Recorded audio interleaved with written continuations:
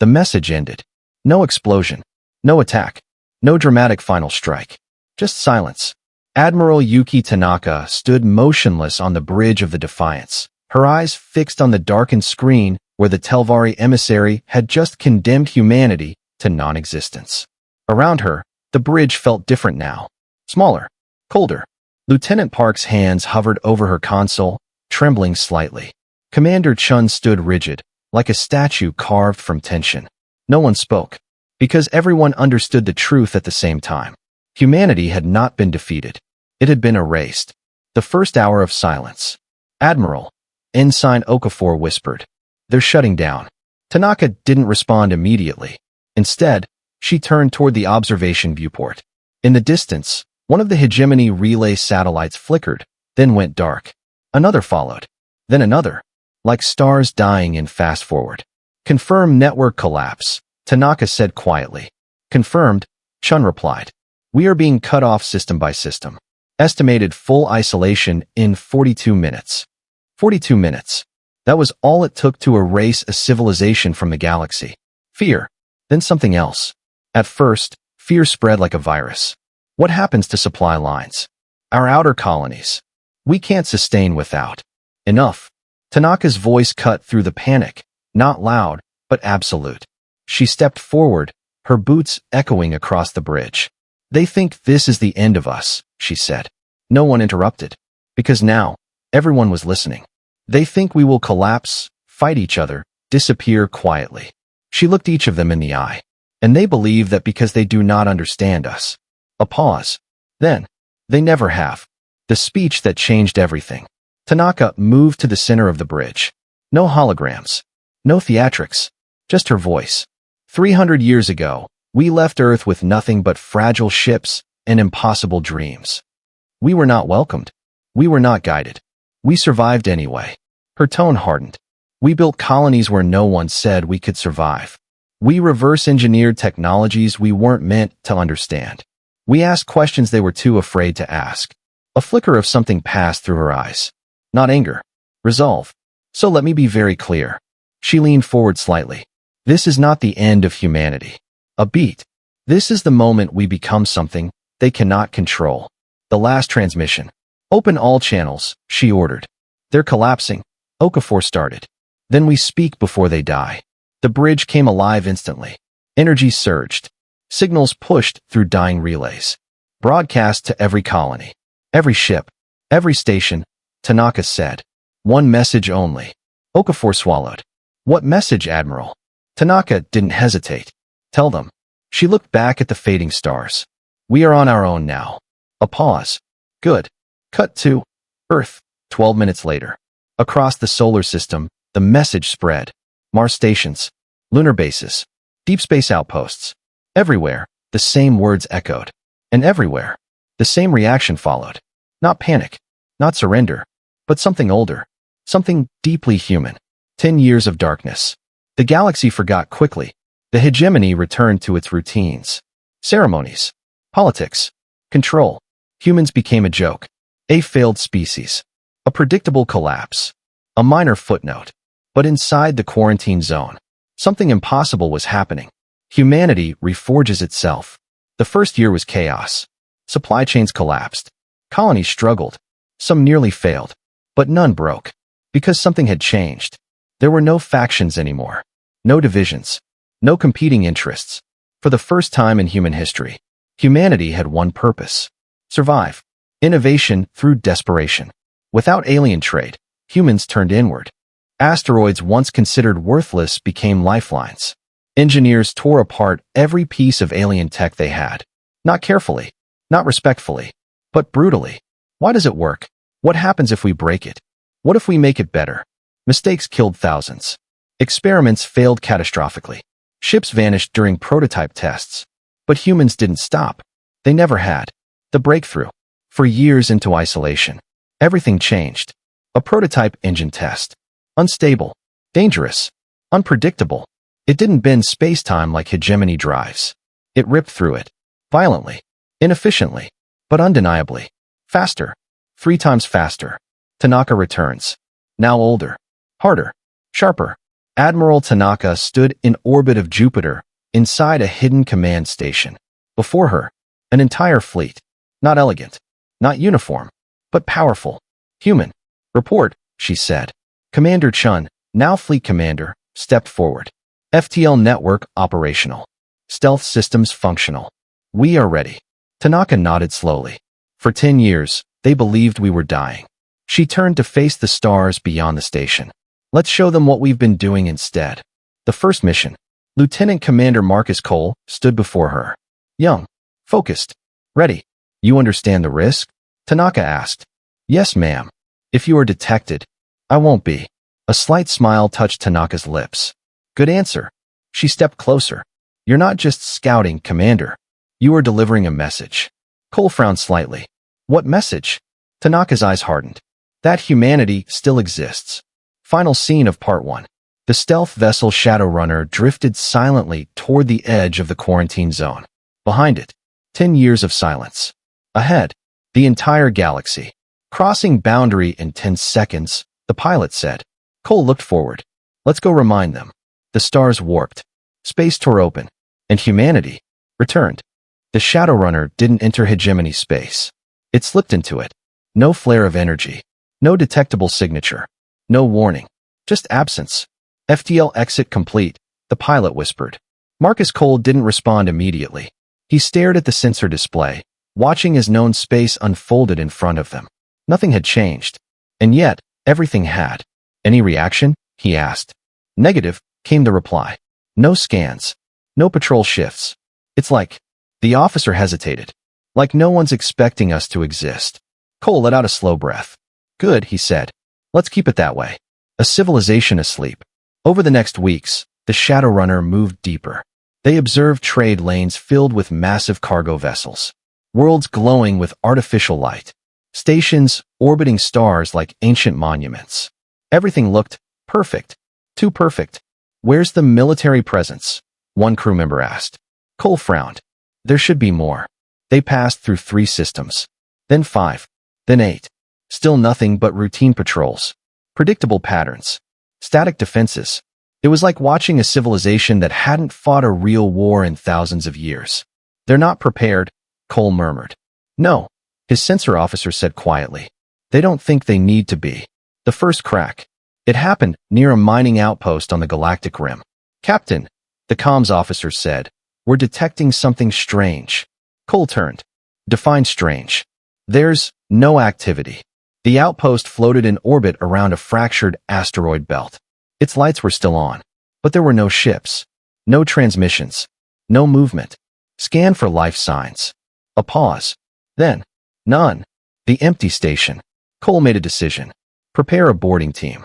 Sir, the pilot said carefully, protocol says. I know what protocol says. A beat. We're going in anyway. The inside of the station was worse than expected.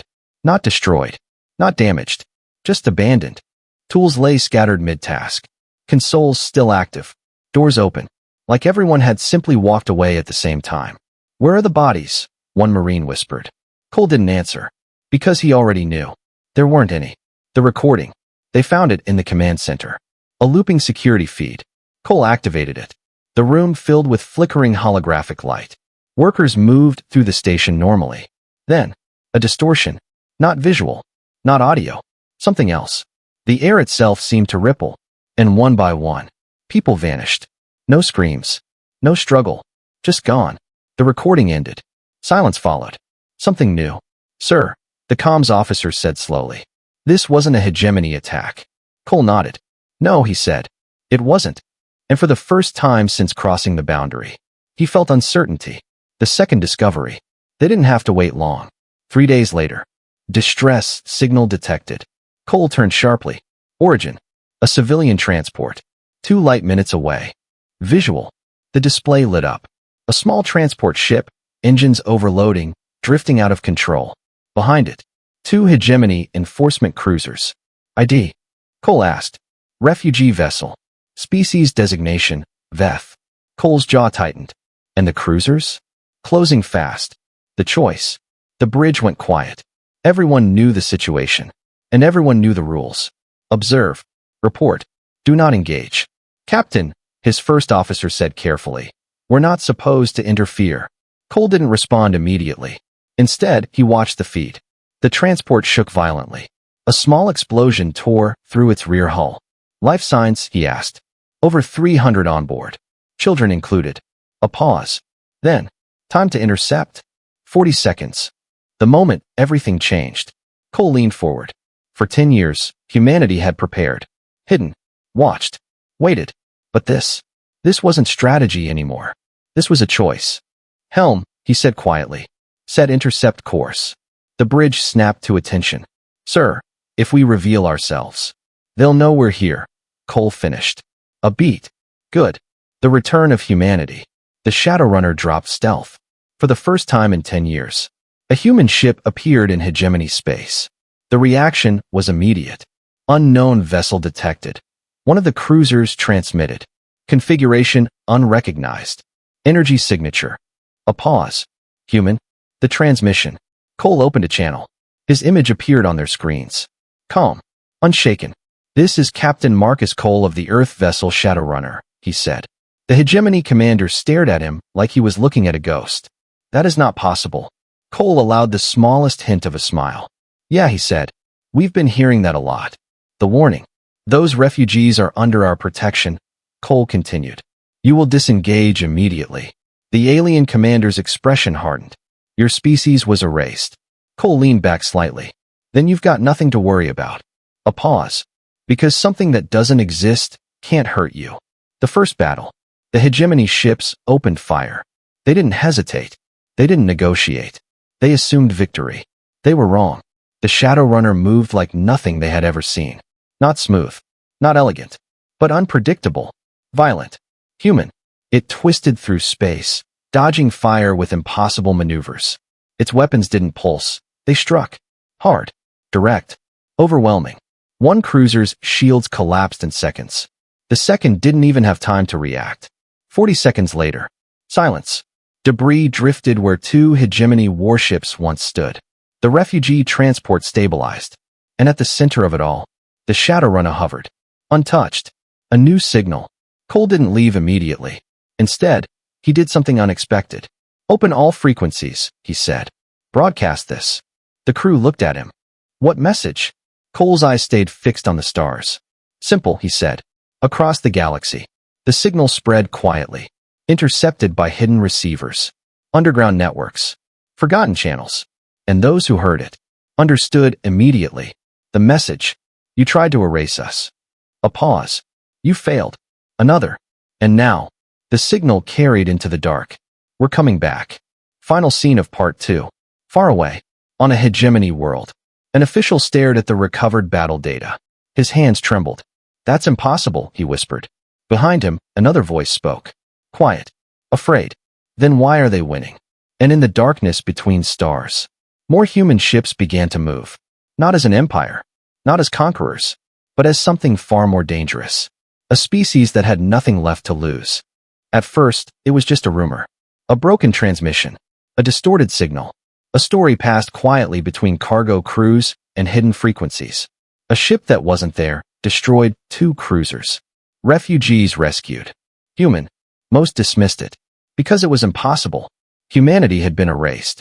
Everyone knew that. Everyone, except those who needed hope. The ones who still listened. Deep in the industrial belts of a hegemony-controlled system, a Veth worker paused mid-task. Her translator crackled softly in her ear. You tried to erase us, you failed? She froze. Around her, thousands of her kind continued working in silence. Thin, gray-skinned bodies moving in perfect, exhausted rhythm under watchful guards. We're coming back. The signal died. But something remained. For the first time in generations.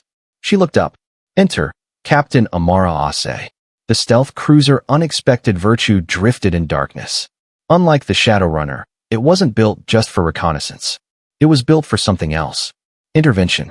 On the bridge, Captain Amara Ase stood with her arms crossed, studying a tactical display. Report, she said. Multiple distress signals detected across this sector, Lieutenant Torres replied. Civilian. Slave transports. Prison relays. Commander Jackson stepped forward. All hegemony controlled. Ase nodded slowly. We can't hit all of them. No, Jackson agreed. And we shouldn't hit any. A pause. Our mission is observation. The difference between orders and choices. Ase didn't respond immediately. Instead, she zoomed in on one signal. A transport vessel. Escorted.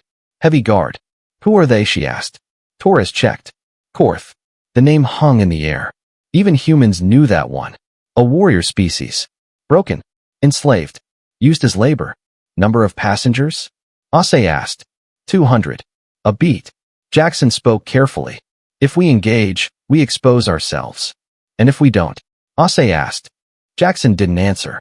Because he didn't need to. Decision. Ase exhaled slowly. Then, helm, she said. Plot intercept. Jackson closed his eyes briefly. Then nodded. Understood. Because deep down. He agreed. The interception. The unexpected virtue dropped from stealth like a blade from darkness.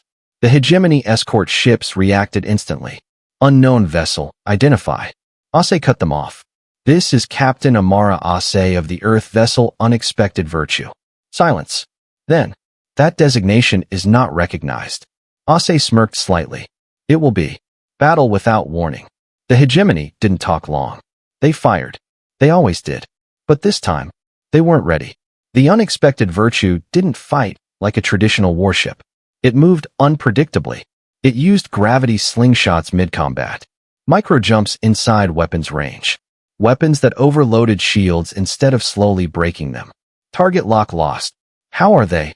They're inside our firing arc. Too late. The rescue. Within seconds. The escorts were gone. The transport drifted. Damaged, but alive. Open channel, Ase ordered. A frightened Korth face appeared. For eyes. For arms. Scars everywhere. You are not hegemony, he said. No, Ase replied. We're not. A pause. Then why help us? Ase looked at him. Simple answer. Because someone should have helped us. The first spark. The rescued Korth didn't cheer. They didn't celebrate. They didn't even trust. Not yet.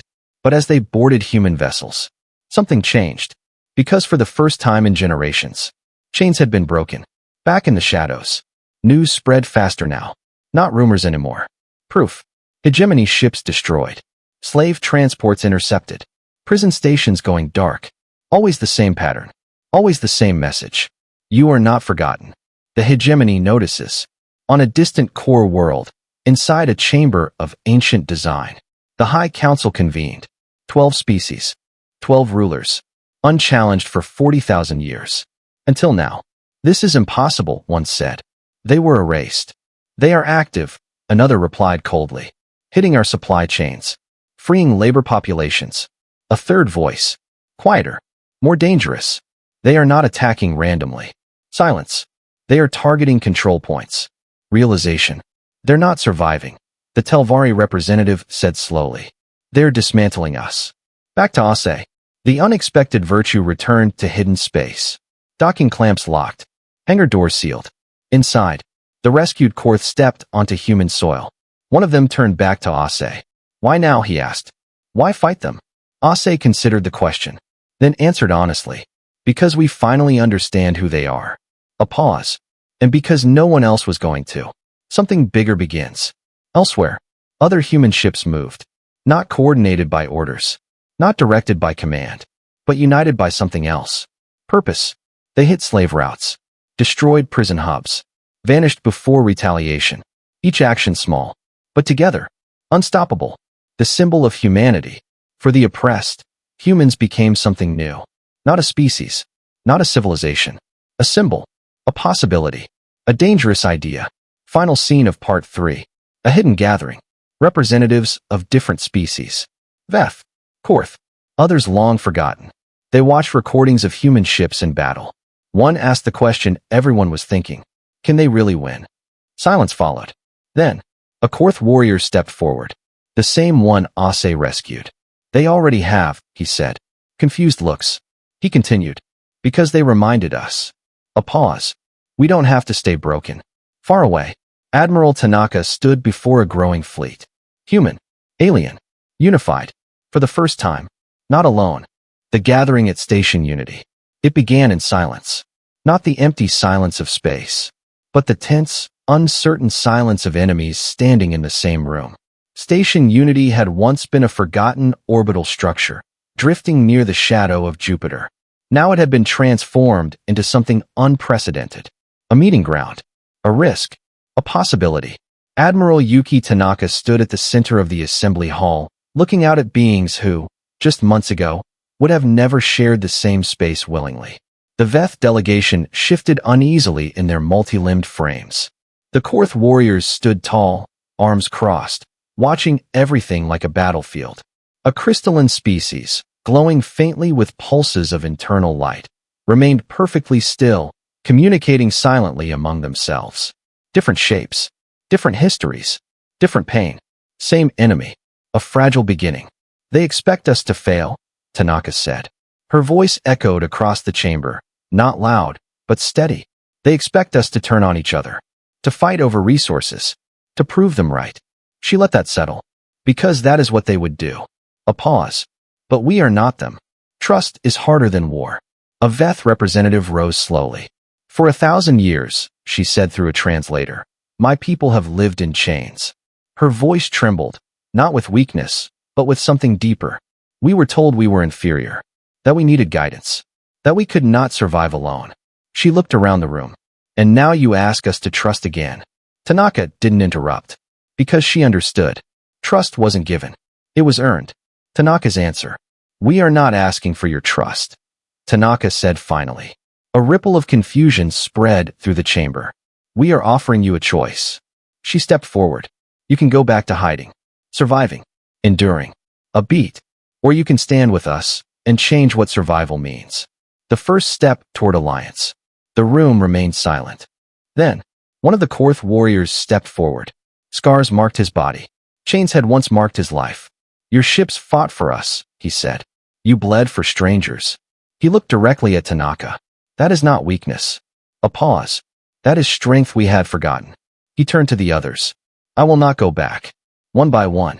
The decision didn't happen all at once. It never does. But slowly. The Veth representative lowered her head. We will share our knowledge, she said. Biology, medicine, growth systems. The crystalline beings pulsed with light. Their translation followed. We will provide shielding technology, defensive systems beyond your current understanding. More voices joined. More commitments. Not perfect, not unified, but real. The birth of something new. For the first time in galactic history, an alliance was formed. Not through conquest, not through fear, but through choice. Meanwhile, beyond the alliance, Marcus Cole returned. And he did not come alone. His ship docked in silence, but the urgency followed him like a shadow. Admiral, he said as soon as he entered the chamber. You need to see this. The archive. The room darkened as Cole activated the projection. Ancient records filled the air, thousands of years of history compressed into a single moment. This, Cole said, is what the hegemony doesn't want anyone to know. Images shifted, worlds burned, species wiped out, civilizations erased before they could grow. Gasps filled the chamber. The truth revealed. They were not chosen to lead, Cole continued. They were first. A pause. And they made sure no one else ever caught up. The projection showed something worse. Not just destruction. Control. Systems of manipulation. Forced dependency. Engineered stagnation. They didn't build peace, Cole said. They built a cage. The weight of reality. Silence fell again. Heavier this time. Because now, they understood. The hegemony wasn't protecting the galaxy. It was controlling it. The shift in purpose. Tanaka stepped forward. For 10 years, we prepared to survive, she said. She looked at the gathered species. Now we prepare to change everything. Not just war. Commander Chun spoke next. We cannot defeat them alone, he said. Their fleet is larger. Their resources greater. Cole nodded. That's true. A pause. But they have one weakness. Everyone looked at him. They believe they are right. A new strategy. Tanaka's eyes sharpened. Then we don't just fight them, she said. We expose them. The first broadcast. Within days. The Alliance transmitted the truth. Not propaganda. Not threats. Facts. Raw. Unfiltered. Ancient records. Hidden histories. Proof of erased civilizations. Proof of slavery. Proof of lies. The galaxy reacts. At first. Denial. outrage, rejection, but then, questions, protests, doubt. Across hegemony worlds, something began to crack. Because the truth has a way of spreading, even when no one wants it to. The hegemony responds. Back in the High Council chamber, there was no confusion anymore, only anger. They have turned the galaxy against us, one said. They have revealed everything, another added. A third voice. Cold. Final. Then we remind the galaxy why we rule. The decision. The vote was unanimous. Not reform. Not negotiation. War. Declaration. The message was sent across all systems. Clear. Direct. Unmistakable. All allied forces aiding humanity are hereby declared enemies of the hegemony. Full military response authorized. No surrender will be accepted. Back at Station Unity, Tanaka received the transmission without surprise. They've chosen, Chun said quietly. Tanaka nodded. Yes, she said. They always were going to. The calm before the storm. The alliance prepared. Ships assembled. Weapons tested. Strategies formed. But beneath all of it, there was something deeper. The hegemony wasn't protecting the galaxy. It was controlling it. The shift in purpose. Tanaka stepped forward. For 10 years, we prepared to survive, she said. She looked at the gathered species. Now we prepare to change everything. Not just war. Commander Chun spoke next. We cannot defeat them alone, he said. Their fleet is larger. Their resources greater. Cole nodded. That's true. A pause. But they have one weakness. Everyone looked at him. They believe they are right. A new strategy. Tanaka's eyes sharpened. Then we don't just fight them, she said. We expose them. The first broadcast. Within days, the Alliance transmitted the truth.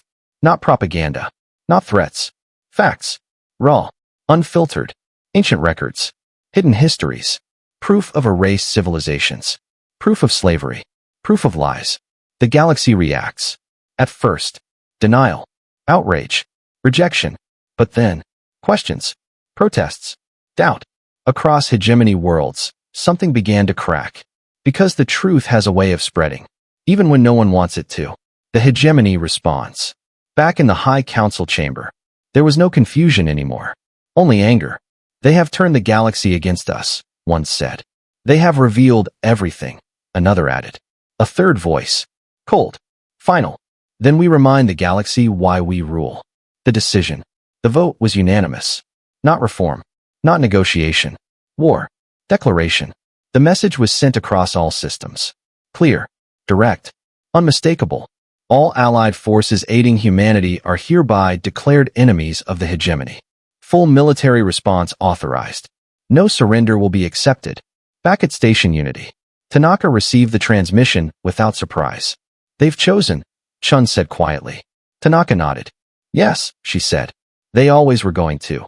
The calm before the storm. The alliance prepared. Ships assembled. Weapons tested. Strategies formed. But beneath all of it, there was something deeper. The first movement. War did not begin with a single battle. It began with motion. Across thousands of systems, fleets ignited their drives. Stars bent and tore as ships entered faster than light corridors, each jump carrying them closer to something inevitable. For the hegemony, it was a show of dominance. For the alliance, it was survival. The void of ancients. The chosen battlefield wasn't random. It never is. The hegemony gathered their forces in the void of ancients, a region they considered sacred. The birthplace of their power. The symbol of their dominance. 12,000 ships. Perfect formation. Perfect symmetry. Perfect confidence. They had fought wars before, and they had always won. The coalition arrives. When the Alliance fleet emerged from FTL, it didn't look like an army. It looked like chaos. 8,000 ships. Different sizes. Different designs. Different technologies. Human warships with aggressive, angular frames. Korth assault carriers bristling with boarding pods. Veth bioships pulsing with organic life. Crystalline vessels glowing with shield energy. No uniformity. No perfection. But something else instead. Adaptability. Tanaka's command. On the bridge of her flagship, Unity of Purpose, Admiral Tanaka stood calm. The enemy fleet filled the tactical display. They're waiting for us to organize, Commander Chun said. Tanaka shook her head slightly. No, she said. They're waiting for us to fight like them. A pause. Don't. The opening signal. A communication request appeared. Hegemony flagship. Tanaka accepted. The image formed. High Admiral Vexus. Ancient. Cold. Certain. You cannot win this, he said. No anger. No emotion. Just fact. Your fleet is inferior. Your alliance unstable. Tanaka listened, then smiled faintly. You're right, she said. A flicker of surprise crossed his face. The truth weapon. Tanaka gave a signal. Across the battlefield. Across the galaxy. A transmission activated. Every screen. Every system. Every world. The archive. The truth. Images flooded the stars. Erased species. Destroyed civilizations. Enslaved worlds. Not hidden anymore. Not deniable. The first crack in the enemy. On hegemony ships. Crews watched. At first, confusion. Then disbelief.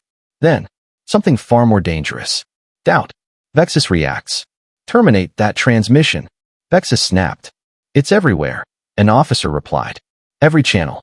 Every frequency. For the first time, control slipped. The order to attack.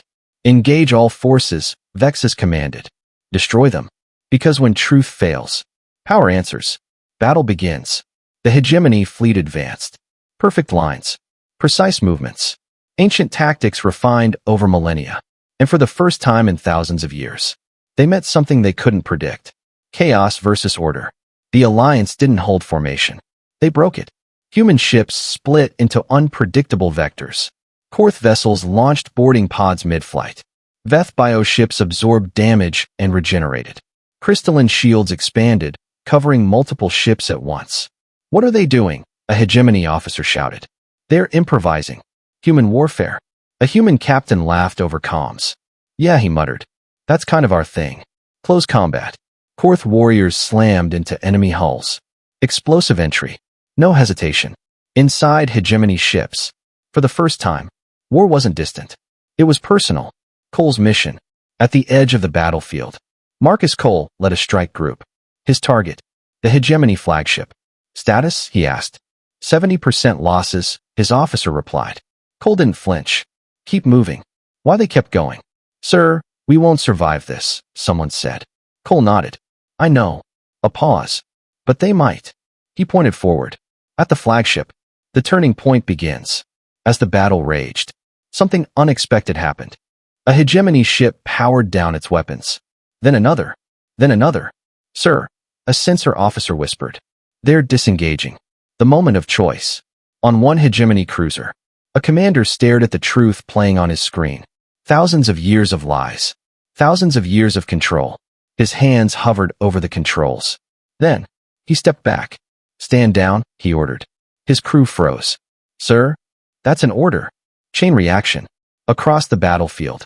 The same moment repeated. Ships hesitated. Weapons lowered. Some kept fighting. But many did not. Vexus loses control. Why are they stopping? Vexus demanded. No answer. Because there wasn't one. Not a tactical one. This wasn't strategy. This was realization. The flagship. Cole's strike group broke through. Barely. Ships burning. Hulls torn apart. But still moving.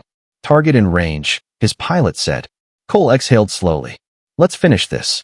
Inside the flagship. Before they could fire, something happened. The flagship went dark. Weapons offline. Engines idle. Cole frowned.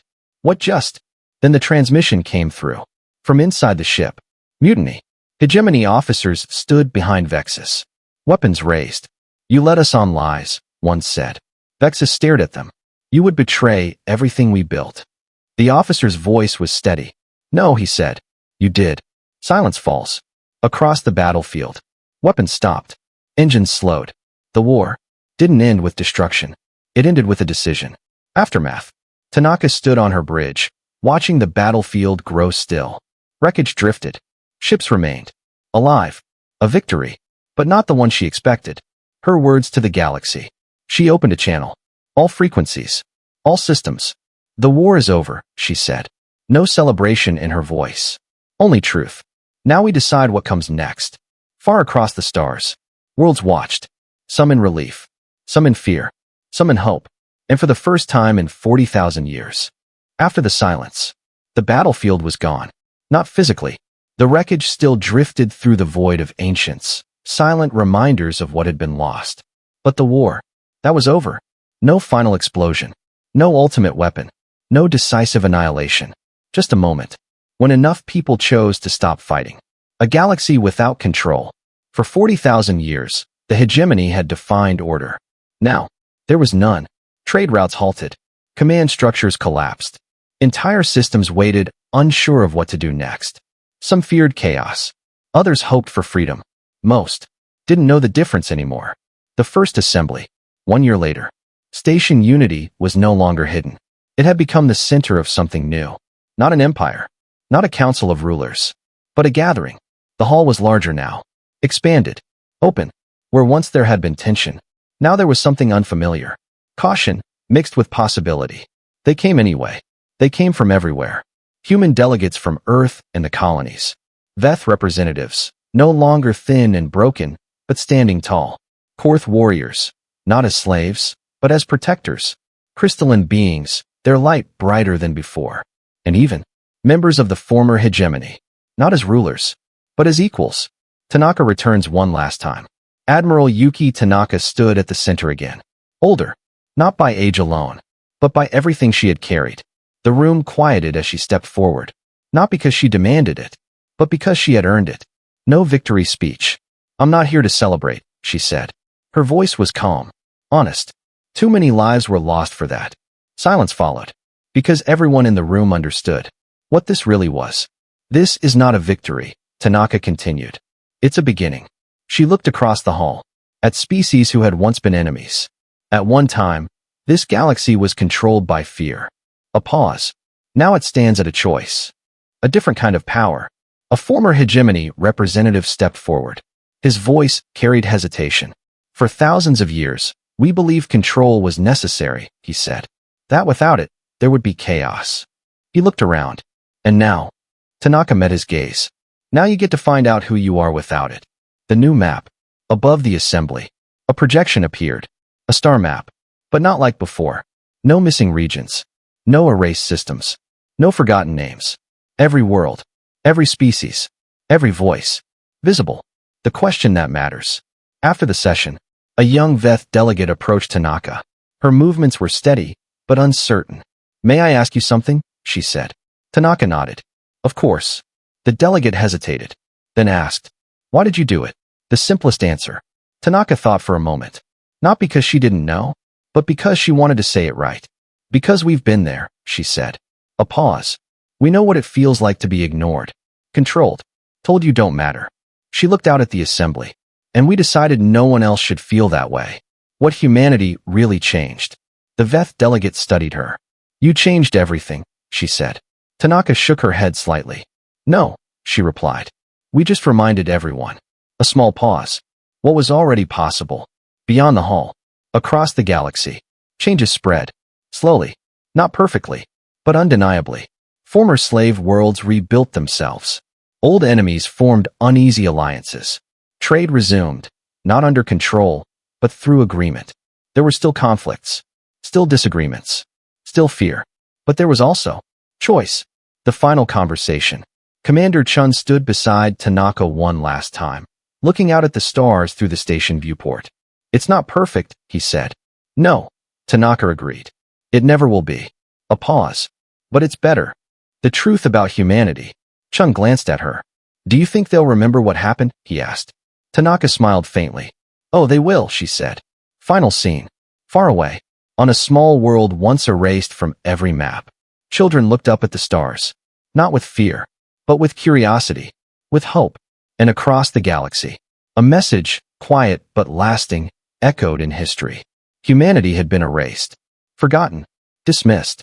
But when they returned, they didn't come back as conquerors. They came back as something far more powerful. The last line. They came back as a reminder that no voice deserves to be silenced.